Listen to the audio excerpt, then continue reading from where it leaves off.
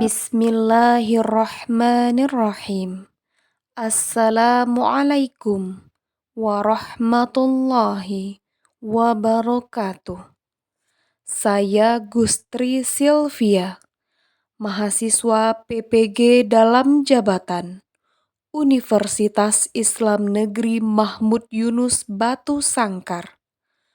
Telah selesai melaksanakan kegiatan peer teaching pada hari Senin 26 Agustus 2024. Kegiatan peer teaching ini didampingi oleh Ibu dosen Doktoranda Eliwatis MAG dan Bapak Pamong Antoni Aries SAG MPD beserta rekan-rekan mahasiswa PPG PAI kelas 18A. Berikut dokumentasi kegiatan peer teaching saya. Silakan Bu Gusri. Bismillahirrahmanirrahim. Assalamualaikum warahmatullahi wabarakatuh. Waalaikumsalam warahmatullahi wabarakatuh. Oke, selamat pagi semuanya. Ananda semuanya, selamat pagi. Selamat pagi, Bu. Oke, gimana kabarnya hari ini? Alhamdulillah sehat, Bu. Oke, alhamdulillah. Sepertinya Ananda bersemangat sekali untuk hari ini. Alhamdulillah. Oke, untuk mengawali pembelajaran, kita berdoa terlebih dahulu. Coba ketua kelas, Ananda Pendi bantu untuk memimpin doa terlebih dahulu. Ya, silahkan. Siap, Bu. Siap, berat. Berdoa mulai. Selesai. Ya, alhamdulillah. Kita semua sudah membaca doa. Mudah-mudahan dengan membaca doa, Ananda semua semangat untuk menerima pembelajaran hari ini ya. Kemudian Ananda semuanya, kita niatkan pembelajaran kita hari ini itu semata-mata untuk beribadah kepada Allah. Dan mudah-mudahan ini menjadi amal ibadah bagi kita semua. Oke, Ananda semuanya, Ibu lihat hari ini Ananda semuanya hadir. Alhamdulillah, kelasnya sudah terlihat rapi, sudah terlihat bersih, kemudian Anda juga terlihat bersemangat hari ini. Mudah-mudahan ya. Ari cabut tadi, Bu. Ada yang cabut? Ada, Bu. Ari cabut tadi, Bu. Ya, mudah-mudahan bukan cabut ya. Mudah-mudahan sebentar lagi Ari kembali ke kelas ya. Oke, Anda semuanya siap untuk menerima materi hari ini? Siap, Bu. Oke, alhamdulillah siap ya. Oke, Ananda semuanya seperti yang sudah Ibu tampilkan di depan. Nah, ini dia materi kita yang berikutnya adalah tentang bukti beriman. Nah, jadi Ananda semuanya ada 4 yang akan kita bahas lebih rinci di sini. Yang pertama ada memenuhi janji, yang kedua mensyukuri nikmat, yang ketiga memelihara lisan, terakhir adalah menutup aib orang lain. Nah, jadi ada 4 materi inti yang akan kita bahas nantinya. Kita akan bahas bersama setelah ini. Oke, nah ini dia.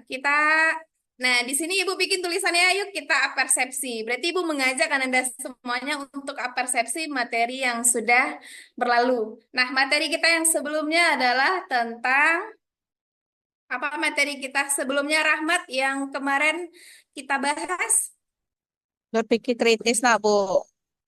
tentang berpikir kritis? Iya, Bu. Ya, Ya, tentang Bu. berpikir kritis dan mencintai Ilmu dan iptek. teknologi. Nah, itu dia. Itu adalah materi kita yang sebelumnya. Nah, coba Rahmat jelaskan sedikit. Apa kira-kira yang kemarin itu kita pelajari tentang berpikir kritis dan mencintai iptek? Coba Rahmat. Berpikir kritis. Berpikir kritis itu bagaimana kita menemukan solusi, Bu. Oke. Ada lagi? Sudah? Sudah, Bu. Ya, Bu. Oke, terima kasih. Bagus. Ada lagi yang bisa menambahkan? Coba Ananda. Devi, coba Devi. Kira-kira Devi bisa tidak menambahkan tentang materi kita yang sebelumnya? Tentang berpikir kritis dan mencintai iptek, coba. Berpikir kritis itu kita berpikir bagaimana caranya kita mengimbangi untuk kehidupan kita masa sekarang ini. Jadi kita tidak boleh ketinggalan dengan dunia yang serba canggih sekarang, Bu. Ya, bagus. Oke, terima kasih Rahmat, terima kasih Devi. Alhamdulillah masih ingat dengan materi yang sebelumnya ya. Alhamdulillah masih bisa menjelaskan kepada teman-temannya materi yang sebelumnya. Yang mana kita memang harus mencintai iptek, kemudian kita juga harus berpikir kritis. Apalagi di dunia yang serba canggih dan serba modern ini, kita sudah menggunakan teknologi yang mana kita akan banyak menemukan informasi-informasi di sana yang mana kita saring dulu sebelum kita sharing kepada orang lain. Tujuannya agar apa? Agar informasi yang kita terima itu, ketika kita sampaikan kepada orang lain, informasi kita itu sudah benar. Dan agar kita tidak menyebarkan yang namanya hoax. Nah, itu dia. Oke, ini kita lanjutkan. Nah, ini tujuan pembelajaran kita hari ini, Ananda, yang mana kita membahas ini. Jadi, setelah kita mempelajari materi ini, Ananda mampu menjelaskan tentang apa itu memenuhi janji, mensyukuri nikmat, memelihara lisan, dan menutup aib orang lain.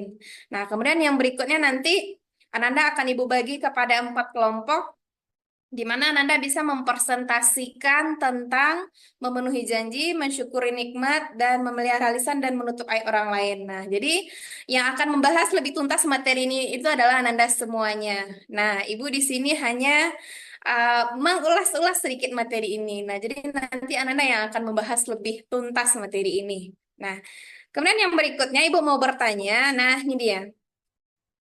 Apa makna dari memenuhi janji dalam ajaran Islam? Oke, sekarang Ibu mau tanya kepada Wita terlebih dahulu. Coba Wita, kira-kira apa yang Wita pahami tentang pertanyaan Ibu ini? Coba Wita jelaskan.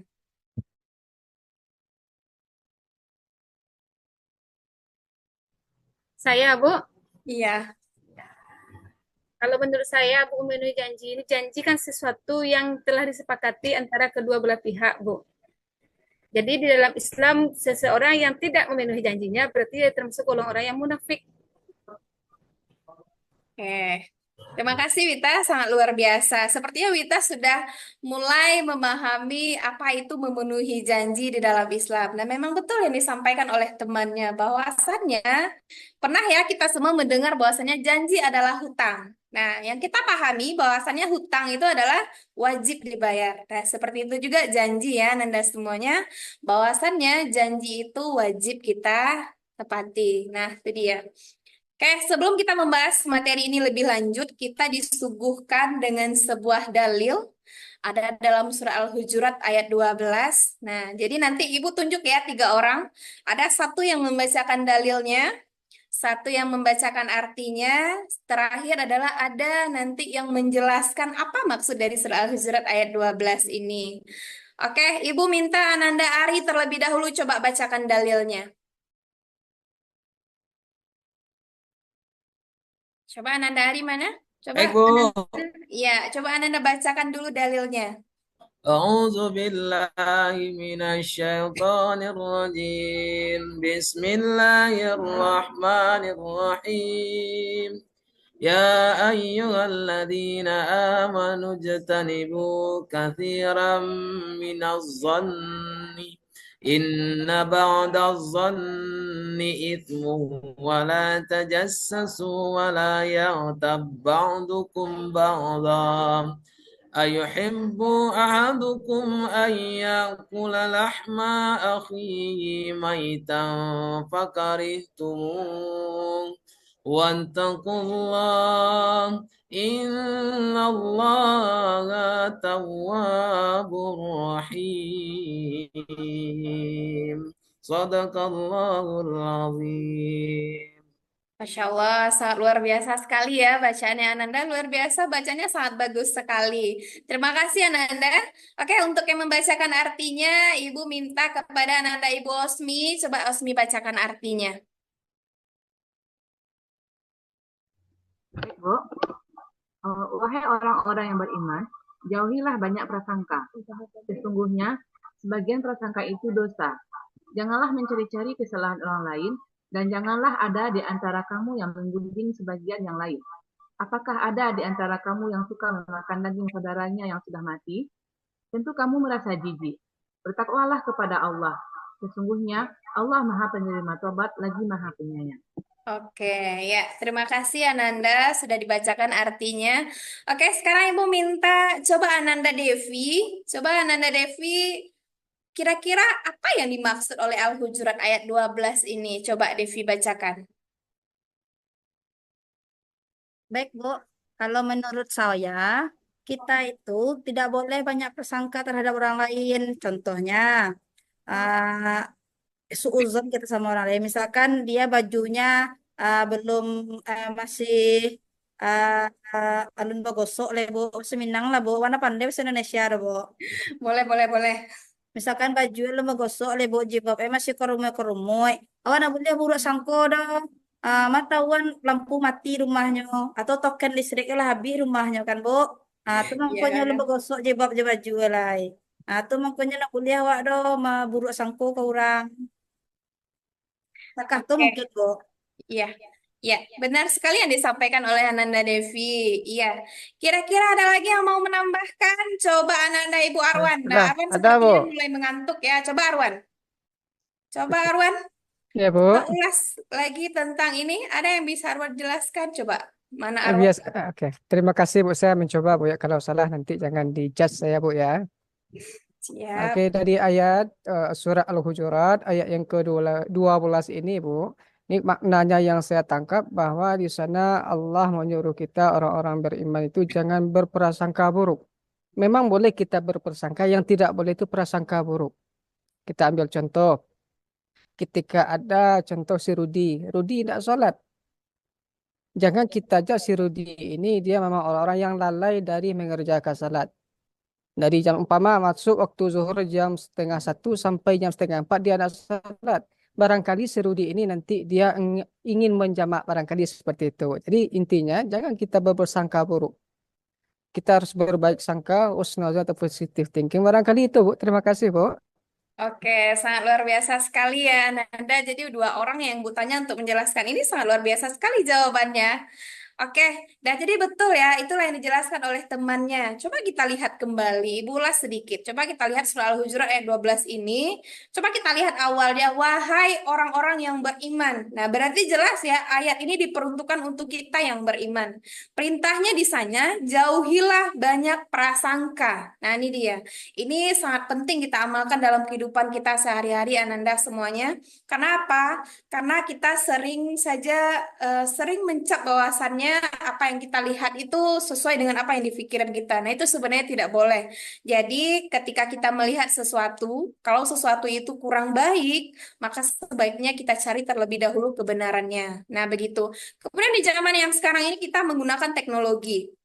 Yang namanya teknologi, Ananda memiliki yang namanya grup WA, grup Telegram, nah ada juga Instagram dan segala macamnya. Itu banyak sekali informasi yang kita terima di sana.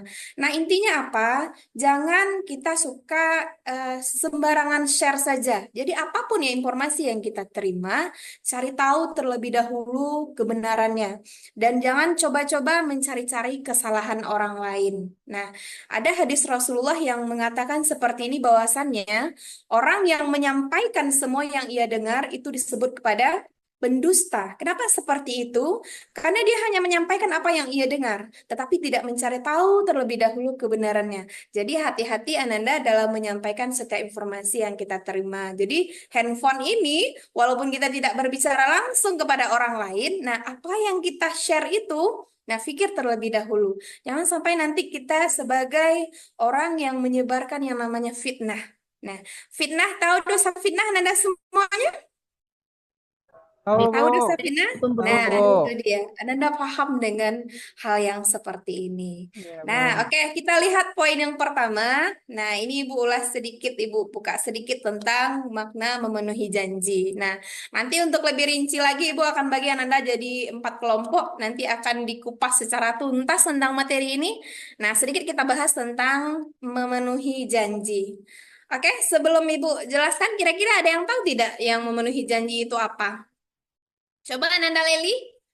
Kira-kira menurut Leli memenuhi janji itu apa? Apa makna memenuhi janji? Coba anak-anak Ibu Leli mana dia? Baik, Bu. Terima kasih atas waktunya, Bu. Memenuhi janji itu adalah menepati apa yang kita sampaikan lisan kita kepada seseorang. Contohnya, Bu, kita meminjam uang Ibu Devi 5.000. Saya berjanji, Bu Anan Devi pinjam duitnya 5.000. Besok Leli ganti pas sekolah. Oke, ternyata besok nggak saya ganti.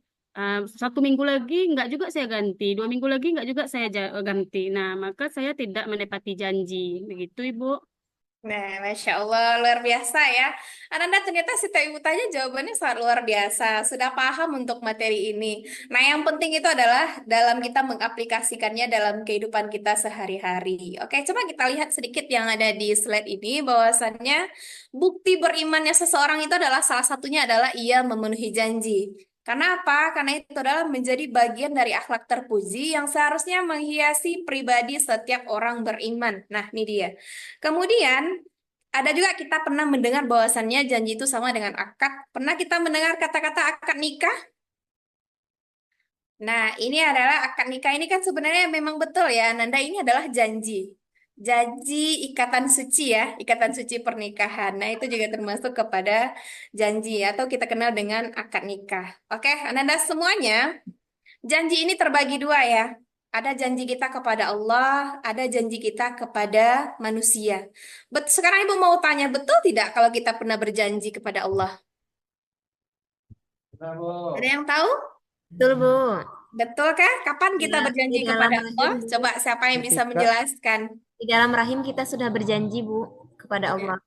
Ya, bagus sekali. Nah, ini dia. Coba kita lihat. Nah, ini dia. Jadi memang betul yang disampaikan temannya, bahwasannya kita juga memiliki janji kepada Allah. Jadi ada dua, ada janji kepada Allah, ada janji kepada manusia. Jadi Anda semuanya, ketika kita masih di dalam rahim itu kita sudah berjanji kepada Allah bahwasannya kita akan menjadi manusia yang bertakwa kepada Allah.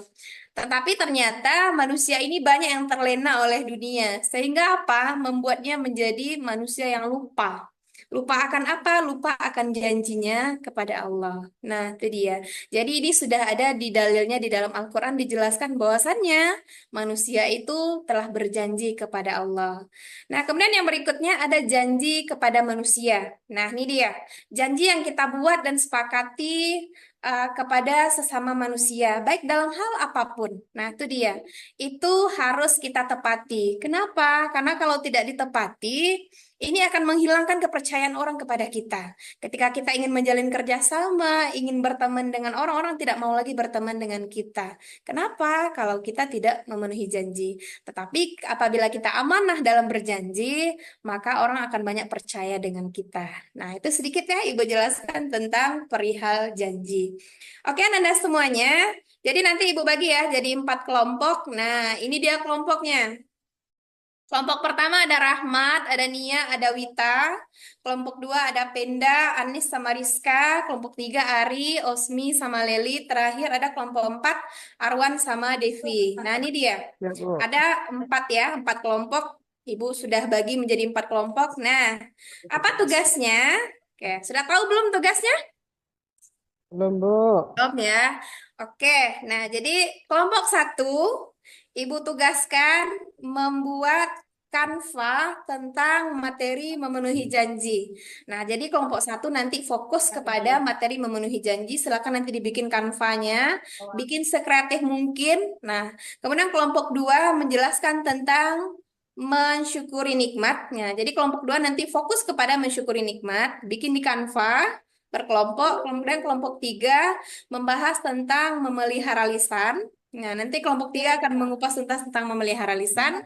Terakhir kelompok 4 akan membahas tentang menutup aib orang lain. Nah, itu ya Nanda ya. Itu tugas Ya, Bu. dari kelompok yang 4 ini. Nah, kira-kira ada yang mau bertanya perihal tugas kelompoknya? Ada Enggak, yang Bu. mau Paham, ditanyakan Bu. tentang tugas kelompoknya? Sudah paham instruksinya, Bu? Oke, siap. Nah, jadi nanti silakan Anda bikin sekreatif mungkin di Canva itu mau dibikin gambar, mau dimasukkan video, silahkan. Nah, nanti Siap, Ananda Bu. yang akan menjadi pemateri nanti menjelaskan kepada teman-temannya. Nah, Siap, nanti Bu. Ibu akan mengulas sedikit dari materi itu. Ya, oke.